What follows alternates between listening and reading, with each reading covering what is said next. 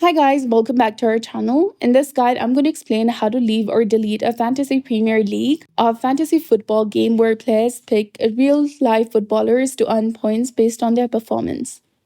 So in order to leave a league, you can only leave private leagues and not the public ones.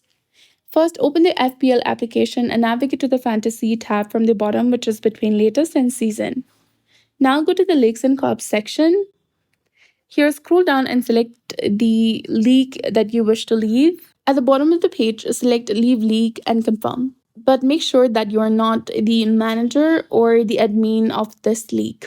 You can also do the same in the web browser. You can go to Leagues and Cups, scroll down, go to the league that you want to leave, click on this gear icon to go to its settings.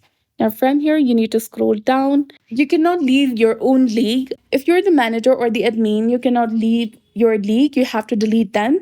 So, open a web browser, go to the Leagues and Cups option from the top, which is between transfers and fixtures. Scroll down and go to the league and click on the gear icon beside it. Now scroll all the way down and there you'll see the option of delete league. Go ahead and select it, then select OK to confirm and your league will be deleted instantly.